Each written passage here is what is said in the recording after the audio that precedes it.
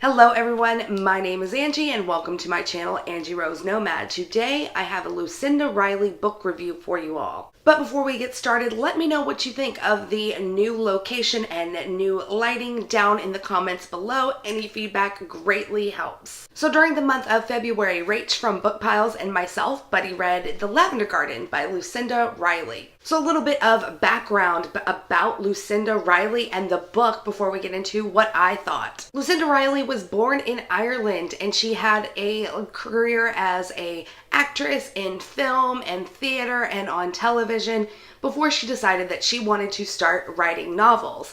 And she wrote her first novel at the age of 24 years old. She is a Sunday Times and New York Times bestseller, and she is most known for her work in the Seven Sisters series. I will leave a link to the Goodreads page for The Lavender Garden as well as the Seven Sisters series down in the description below, so if you're curious to know more, go check there. So The Lavender Garden was published on August 30th of 2012, and it was also published under the name of The Light Behind the Window, which I believe is the copy that Rach has. So our story opens in France in 1998. Now our main character, Emily de la Martiniere, has just lost her mother, her last living relative. Now she is the sole inheritor to this vast fortune along with a Parisian apartment and a sprawling chateau and vineyard in South France. So Emily is at a little bit of a loss as to what to do with herself now. She could go back to her life in Paris and continue to work at her veterinary practice,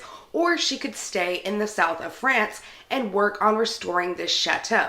So that is when a gentleman named Sebastian shows up in her life. He tells Emily that during the Second World War, his grandmother, a woman named Constance Carruthers, was actually in the south of France in Emily's family's home and has this very interesting connection to her father. Unfortunately, he is unable to provide much more information, but luckily there is an eyewitness that has spent plenty of time with Constance Carruthers, and that is a man by the name of Jacques who actually works in Emily's vineyard. So Jacques sets out to tell Emily this tale of occupied France and how these two families' lives have intersected and are linked going forward because of this. We then travel back in time to London in March of 1943, where we meet our other protagonist named Constance Carruthers.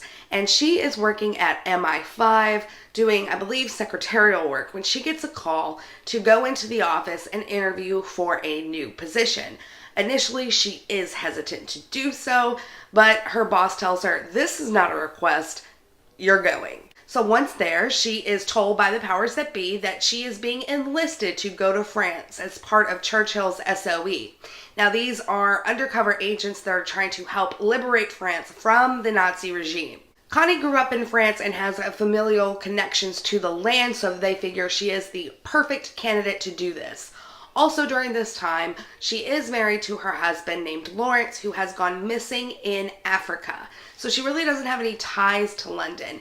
And after thinking on it a little bit, she decides she really does want to help her country of England as well as her other beloved country, France. So she decides to enlist in this program that trains all of these agents up and then drops them in France. So once she's in France, she has been told that the network that she will be joining is compromised and she has to think on her feet so she can go see if anyone is left at this rendezvous point, which no one is, but she is told by a gentleman to go and knock on this door.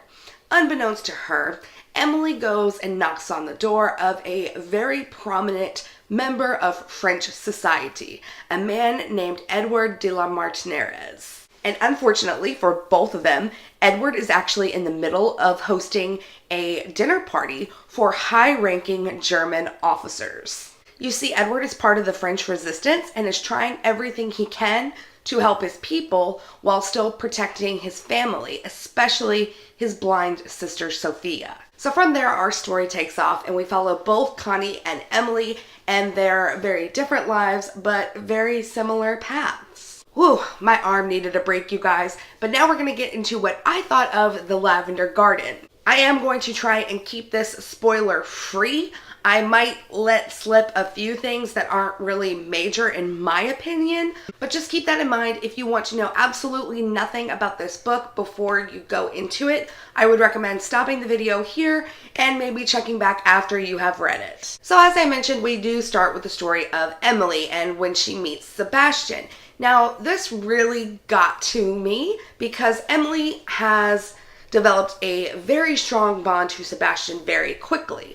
I understand that tragedy brings people together, and I can't say honestly how I would have reacted in Emily's shoes, but this just rubbed me the wrong way. It seemed immediately right after meeting Sebastian, Emily was trusting him with extremely important things, like, calling a locksmith, calling her solicitor, access to her funds. It just seemed a little excessive and over the top.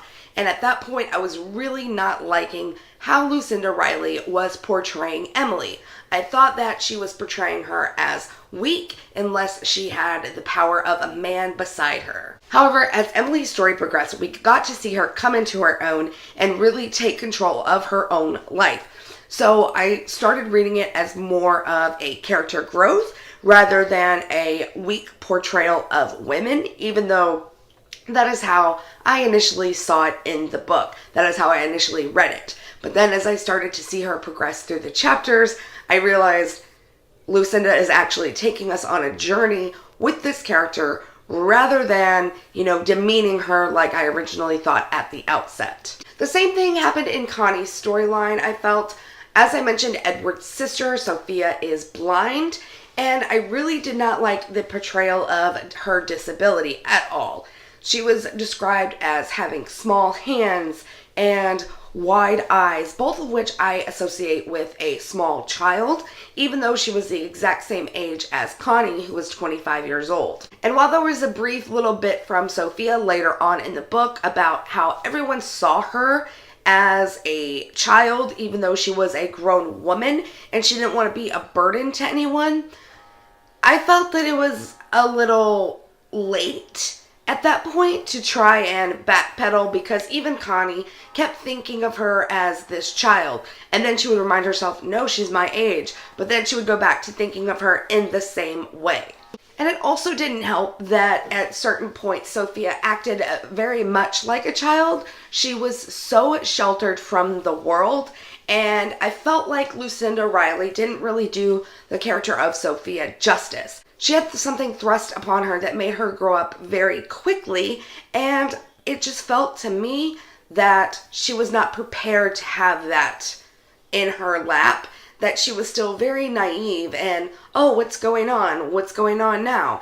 And that just wasn't very enjoyable to read. So I felt like if she would have given her a few more mature characteristics, but still have everyone see her as a child, that might have worked out a little bit better, in my opinion. So I also felt that during Connie's timeline, we didn't get to go on as big of a journey as we did with Emily. Connie was forced to endure some pretty rough stuff in this book, and by the way, I know I didn't mention it before, but there is a trigger for a sexual assault in this book, so just be warned of that. So while that did happen to her, she also had to endure a few other really difficult situations that she was put in, but I felt that Lucinda relied a little too heavily on Edward in these situations or other characters throughout the novel. I felt that Connie really didn't get to take the reins in her own hands as much, which I would have really appreciated seeing. So with that being said, I really enjoyed this book overall. I am giving it a 4 out of 5 stars.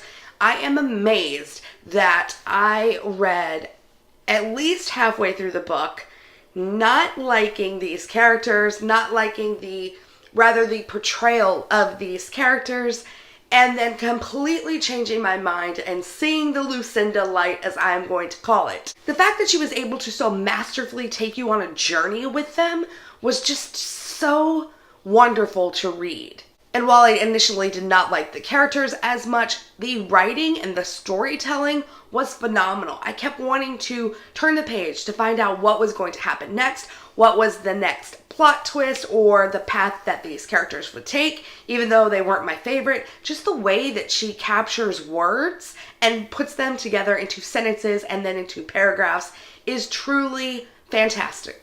I'm definitely going to be keeping the Lavender Garden and recommending it to readers in my life. And I am so glad that I got to do this buddy read with Rach. I will leave her channel linked down in the description below. She is going to be posting her review video today as well, so you guys should go check it out and see what she thought of the Lavender Garden. So I want to thank you guys so much for watching this video. Just a friendly reminder, I post new bookish videos every Sunday, Wednesday, and Friday. If you liked this video, please let me know by giving it a thumbs up and subscribing to become part of the tribe. And I will see you in my next video. Bye for now.